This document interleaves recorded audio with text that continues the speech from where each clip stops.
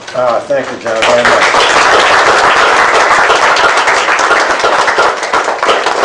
Thank you, John, very much, and thank you, Jan, for inviting me to come visit with you. And I do appreciate you letting my class come also as honored guests. So I want to talk to you briefly about a few of the issues. We'll have plenty of time for some questions and answers and disagreement and dissent. I do like people who disagree with me. I really have no choice in my line of work as a left-wing journalist. I get a fair amount of mail every week from readers around the country who call me a fool, jerk, know-nothing, ignoramus, idiot. And then I read my negative mail. Did everybody get that one, Jim? There's always a few slow ones that miss the jokes. They're usually from Texas. All right. That wasn't kind. But it felt good. But it felt good. So I want to talk to you a little bit. Maybe before we start out, we could take a few moments of silence, reflection, and/or prayer. If you believe in prayer, some do, some don't. And remember all the people here on this, with us on this little odd planet, which Ernest Hemingway, in one of his better days, called a third-rate rock, spinning around a second-rate sun. That's us. And remember all the people here with us who today have been victimized by violence, whether military violence, corporate violence, governmental violence, legal violence, illegal violence, environmental violence, emotional violence, verbal violence, homophobic violence, racial violence, violence towards the animals. Let us remember our refugees. Let us remember those without homes, without help, without hope. Those without access to teachers or lawyers or nurses or doctors or social workers. And let's remember also the people in our own lives who we might have helped, but we were too busy to notice their pain. Or even if we did notice, we turned away anyway. We were too busy. Let's take a few moments of silence, reflection, and/or prayer and take care of that moral obligation.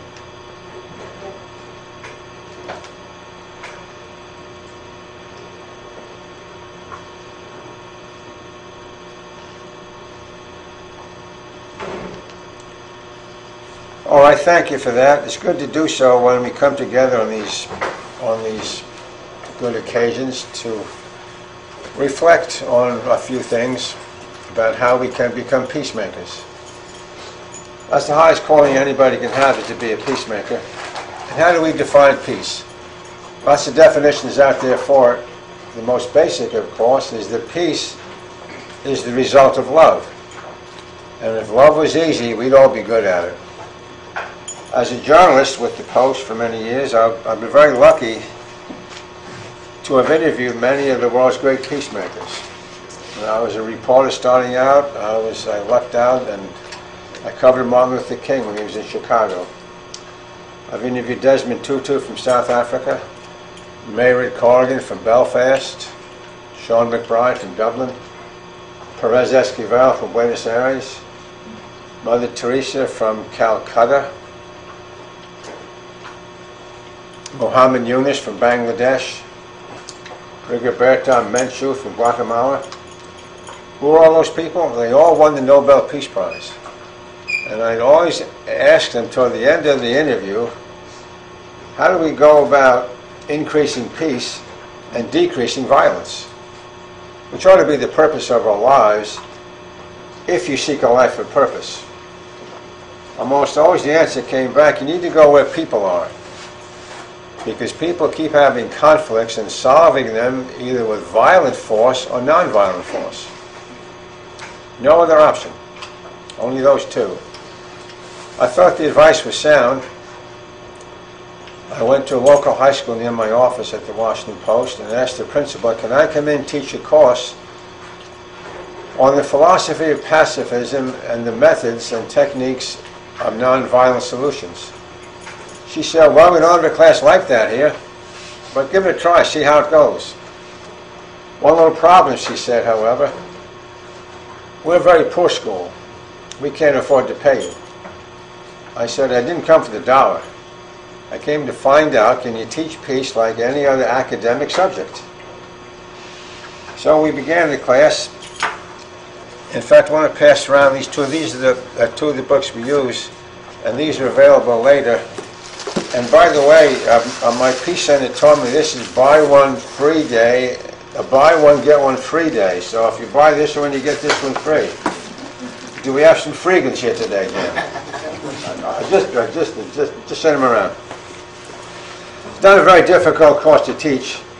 You read the literature piece, and you read some Gandhi, King, Merton, Day, Musty, Jesus, Francis, Amos, Tolstoy, Einstein, Buddha, Sojourner Truth, Adam Ballou, George Fox, John Woolman on the first day, and then we really get into it. And after I rattle off those names, someone always jumps up in the back row and says, how'd you ever hear of it all? How'd you ever hear of all those people? How come we haven't heard of them? You haven't heard of them for an obvious reason. You've been going to conventional schools where we teach everything but. Can I back up that claim? Well, two questions. How many of you went to a high school where they offered you courses, either in peace studies or conflict resolution? One hand, yes. Megan, yes? At Montgomery Blair High School. Montgomery Blair, yeah. A school I helped get that program started through one of the Joanne Malone, I think, was your teacher. Yeah. One hand goes up. If this was a peace-loving, peace-seeking, and peace-building society, every hand would have gone up. Second question. How many of you went to a high school where they required you to take algebra and geometry?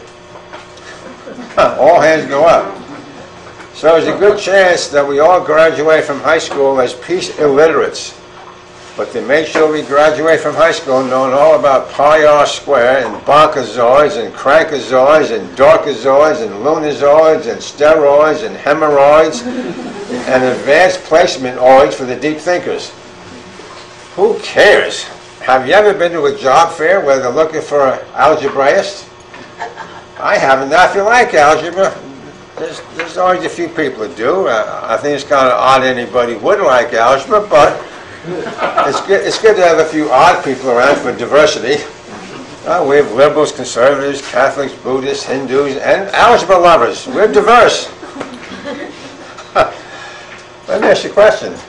When's the last time you were on a date with your sweetheart, husband, wife, or partner, and you're going out to a nice moonlit dinner, and you're in love, and suddenly you say to your partner, this is a precious moment.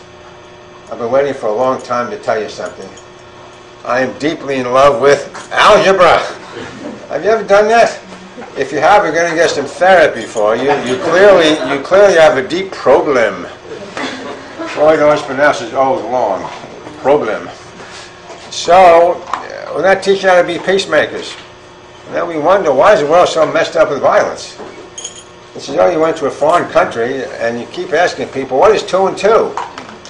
And you get back to say, well, 2 and 2, that's 69, or 2 and 2 is 43, 2 and 2 is 710.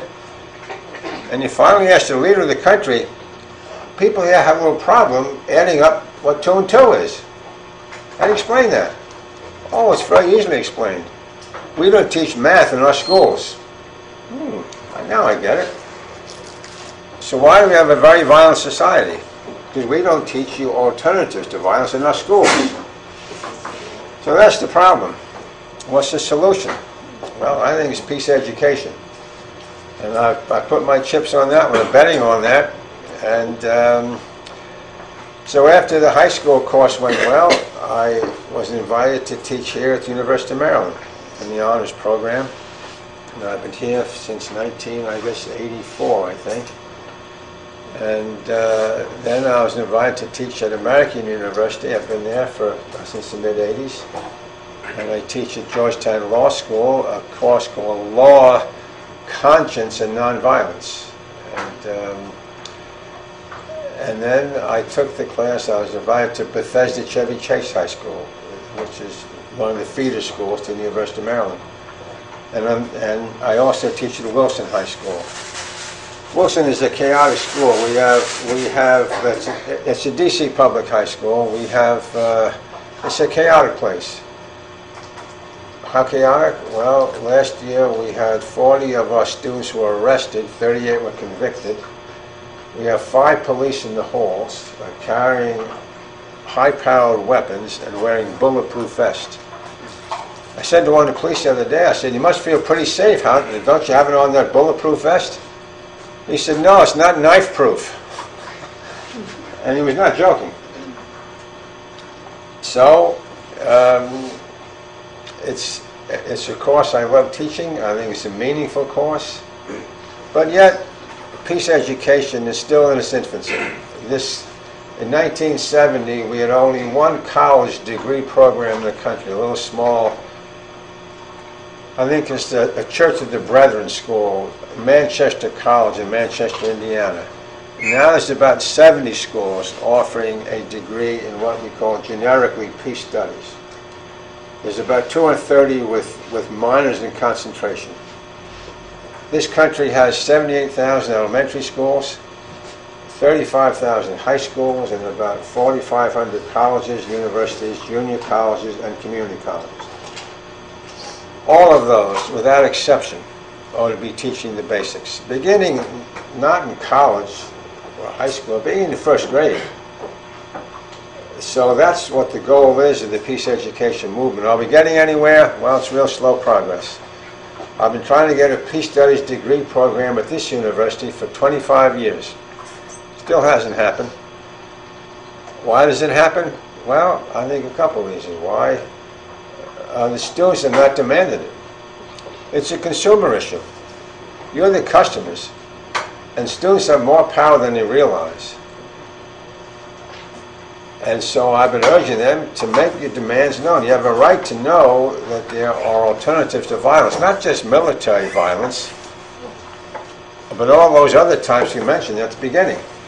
I had a student the other day at Bethesda Chevy High School. She was leaving. And we spent a couple of weeks reading Gandhi, reading his essays and talking about his life and ideas. And she was leaving the class and came up to me and said, "This has all been fascinating, valuable, but I go home every night to a war zone. My parents have been fighting each other for years, verbally abusing each other, emotionally abusing each other, and often physically." And she said, "How do I stop that war?" Good question, I said. Maybe if we taught them when they were in elementary school, and high school, and college, and they both went to grad school, maybe they wouldn't be fighting each other. They would learn the basics of conflict resolution. The leading cause of injury among American women is being beaten by a man they know. Walk into any ER room in America and ask the doctors and nurses, "What are women coming in here for?" They'll tell you, a large percentage have been abused by a man they know or living with. Many women have more to worry about when they walk in the door at night than when they walk out. So that too, you can create 2 or 3 semesters just on dealing with that issue. And that's a valuable life skill. It's not just, well, we ought to tinker with the military budget. It's who you're living with all too often. And so that too is a part of the course. Also, we teach alternatives to the death, to capital punishment, alternatives to cruelty-based diets. We kill in this country, I think on average, 12 million animals a day just for food.